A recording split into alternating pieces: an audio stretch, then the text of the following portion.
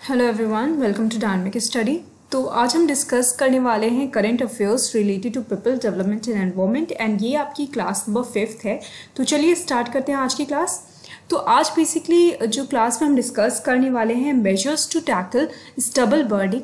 Stubble burning को reduce करने के लिए या टैकल करने के लिए कौन कौन से मेजर्स गवर्नमेंट ऑफ इंडिया ने लिया है, इस बारे में हम डिस्कस करेंगे। तो सबसे पहले चलिए जान लेते हैं कि स्टबल बर्निंग होता क्या है। तो आपने देखा होगा कि इस वक्त दिल्ली एनसीआर मतलब 3-4 सालों से दिल्ली एनसीआर और दिल्ली एंड उसके साथ साथ पंजाब हरियाणा बहुत ज़्यादा पोल्यूशन की प्रॉब्लम से जूझ रहा है और बहुत ज़्यादा एयर पोल्यूशन हो गया था। स्मॉग की प्रॉब्लम बेसिकली वहाँ पे बहुत ज़्यादा क्रिएट हो गई थी और इसका रीज़न क्या था स्मॉग का? वो reason, one of the reason stubble burning भी है। बहुत ही मेजर रीज़न है स्टबल बर्निंग का। स्टबल बर्निंग का मतलब ये होता है कि जब आप एग्रीकल्चर करते हैं, आपने कोई भी क्रॉप की कटाई की, तो उसके बाद जो चीज़ें आपके खेतों में बच जाती हैं उनको हम स्टबल बोलते हैं और इनको किसान बर्न कर देते थे, इनको जला देते थे और उसकी वजह से जो धुआं क्रिएट होता था वो बहुत ज़्यादा स्मॉग एंड पोल्यूशन क्रिएट कर देता था न्यू दिल्ली में, पंजाब में एंड हरियाणा में। तो इस चीज़ को रिड्यूस करने के लिए, इस पोल्यूशन को रिड्यूस करने के लिए गवर्नमेंट ने बहुत सारे ऐसे मेजर्स लिए हैं सो दैट जो किसान हैं वो स्टबल बर्निंग ना करें, वो पराली को जो बर्न करना है उनको ना करें। तो स्टबल को हम पराली भी बोलते हैं, इसको जो हिंदी में इसका टर्म है ये पराली है। पराली को बर्न करने को रिड्यूस करने के लिए जो बहुत सारे मेजर्स लिए गए हैं उसको हम डिस्कस करने वाले हैं।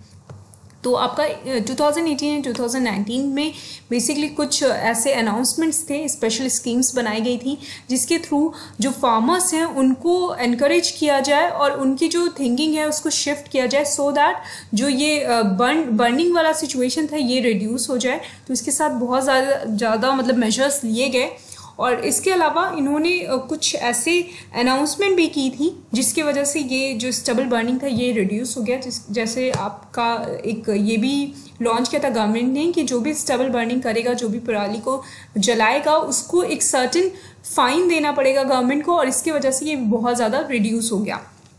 In pursuance of the announcement in the budget, the government announced a central sector scheme on promotion of agriculture mechanism for in situ management of crop residue in the states of Punjab, Haryana, Uttar Pradesh and NCT of Delhi, that is National Capital Territory of Delhi। तो यहाँ पे government of India ने बहुत सारी ऐसी schemes निकाली जिसमें से एक ये भी स्कीम है promotion of agriculture mechanism for in Situ management of crop residue in the states of Punjab. तो इसमें बेसिकली जो ये जो आपकी स्कीम है इसमें पंजाब कवर है, हरियाणा कवर है, उत्तर प्रदेश कवर है एंड एनसीआर जो रीजन है वो कवर है। तो उसमें जितने भी कृषक थे आपके, इन सारे रीजन्स के इनको समझाया गया, इनको एक पर्टिकुलर अनाउंसमेंट इनके लिए की गई कि आपको पराली नहीं जलाना है और अगर आप ऐसा नहीं करते हैं तो आपको डिफरेंट मेजर्स है जिसके द्वारा आप इस चीज़ को रिड्यूस कर सकते हो। तो जो स्कीम थी ये प्रोवाइड करती है basically in situ crop residue management machinery to the farmer on subsidy and establishment of custom hiring centres of in situ crop residue management machineries and undertaking information, education and communication activities for creating awareness among farmer to avoid stubble burning। तो इसके through क्या किया गया, government ने बहुत सारी ऐसी information, education, communication activities launch करी जिसको हम IEC एक्टिविटीज़ बोलते हैं और जिसके द्वारा किसानों में अवेयरनेस फैलाई गई ताकि वो पराली को ना जलाएं, वो स्टबल बर्न ना करें। इसके साथ साथ कुछ कस्टम हायरिंग सेंटर्स भी लॉन्च किए गए। जो कस्टम हायरिंग सेंटर्स उन जो क्रॉप की जो बची हुई चीज़ें थी, जो पराली बची रहती थी, उनको वो खरीद लेते थे और उसकी वजह से भी फार्मर्स ने इसको जलाना बंद कर दिया या कम कर दिया। इसके अलावा फार्मर्स को सब्सिडी भी दी जाने लगी कि अगर आप नहीं जलाते हो तो और आप अगर हमें वापस करते हो जो भी पराली आपके पास है तो उसके बेसिस पे हम आपको सब्सिडी भी देंगे।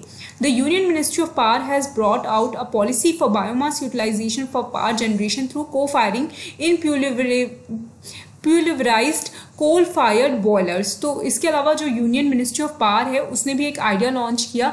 ये क्या करते हैं, ये जो आपके फार्मर्स हैं उनसे पराली ले लेते हैं, खरीद लेते हैं और उनको बायोमास के साथ मिलाकर और ये एक तरह की मतलब कोल के साथ मिलाकर एक तरीके की ये फ्यूल बनाते हैं और पावर जनरेट करते हैं इसके थ्रू। तो ये भी एक बहुत बड़ा इनिशिएटिव है गवर्नमेंट ऑफ इंडिया का, जिसके थ्रू, या मिनिस्ट्री ऑफ पावर का आप बोल सकते हैं, जो आपकी ऊर्जा मिनिस्ट्री है उसने एक साथ मिलके हरियाणा एंड पंजाब में यहाँ पे बिड्स स्टार्ट कर दी गई हैं। और जो coal based thermal power plant थे वहाँ पे अब इसका भी यूटिलाइजेशन होता है, जो परेली है उसका भी यूटिलाइजेशन आपका होता है, और इसके थ्रू भी फायर या आप कह सकते हो पावर जनरेशन होती है, ऊर्जा की, मतलब ऊर्जा को जनरेट किया जाता है इसके द्वारा भी। The government is also taking steps to popularize zero tillage farming, ये जीरो है आपका, ठीक है, zero tillage farming where the crop seeds will be sown through drillers without prior land preparation and disturbing the soil where previous crop stubble are present। तो यहाँ पे एक और इनिशिएटिव लिया है गवर्नमेंट ने, जिसको हम जीरो टिलेज फार्मिंग कहते हैं, जिसमें आपके खेतों में जुताई नहीं होती है, कोई भी क्रॉप लगाने से पहले उसको टिलेज नहीं किया जाता है उन खेत को, और उसके जो आपकी परेली जो बची रहती है उसके साथ साथ ही आप क्रॉप लगा देते हो, और वो बाद में जो परेली होती है वो गल के वो एक फर्टिलाइजर का काम करती है, और इससे क्या होता है, सॉइल भी आपकी बेटर हो जाती है, और आपका कोई भी क्रॉप के जो भी, मतलब कोई भी प्रिपरेशन, प्रायर लैंड प्रिपरेशन आपको नहीं करनी पड़ती, कोई खर्चा उसमें नहीं करना पड़ता है। These measures have made a positive impact. तो और ये जितने भी मेजर्स लिए गए to reduce the stubble burning, इसकी वजह से बहुत ही पॉजिटिव इम्पैक्ट हुआ है। सैटेलाइट डेटा ने बताया है, ऑलमोस्ट सैटेलाइट डेटा से हमें पता चला है कि जो पैडी का रिस्यूड बर्निंग था, मतलब जो चावल की या धान की जो खेती होती थी उसकी जो बची हुई रिस्यूड बर्निंग थी, उसका जो इवेंट है वो रिड्यूस हो गया है। 2018 में 29% रह गया है, 29.5% रह गया है, एंड जो पहले था अब ये रिड्यूस हो गया ऑलमोस्ट 24.5% एंड 11% रह गया है in the states of Haryana, Uttar Pradesh and Punjab respectively. तो मतलब आपका हरियाणा में 29.5 है, उत्तर प्रदेश में 24.5% एंड पंजाब में सिर्फ 11% रह गया है। तो ये बहुत ज़्यादा रिड्यूस हो गया है, पहले ये बहुत ज़्यादा था बट अब ये बहुत ज़्यादा रिड्यूस हुआ है 2017 से 2018 में। So that's it. I hope आपको ये टॉपिक समझ में आ गया होगा, जो गवर्नमेंट ने मेजर्स लिए हैं वो भी आपको समझ में आ गया होगा। क्वेश्चन इसमें इंपॉर्टेंट है आपका कि कौन सी मिनिस्ट्री है जिसने हेल्प करा है गवर्नमेंट का, तो पहला हो गया आपका यूनियन मिनिस्ट्री ऑफ पावर जिसने हेल्प करी है, और इन्होंने क्या निकाला है, इसका मतलब एक यूटिलाइजेशन क्या किया है कि इसको बायोमास की तरह यूटिलाइज करेंगे, इसके थ्रू पावर जनरेशन करेंगे, और ये कहाँ पे यूज़ होगा, जो आपके coal based thermal power plant है वहीं पे इनसे पावर को जनरेट किया जाएगा। इसके अलावा गवर्नमेंट ने जो कस्टम हायरिंग सेंटर्स बनाए हैं इस पर भी क्वेश्चन आ सकता है। इंफॉर्मेशन एजुकेशन कम्युनिकेशन क्या होता है, ये भी आपका क्वेश्चन आ सकता है। कैसे गवर्नमेंट अवेयरनेस फैला रही है, ये भी आपका क्वेश्चन आ सकता है। So that's it. I hope आपको ये टॉपिक समझ में आ गया होगा। Thank you so much. Keep on watching and keep on learning.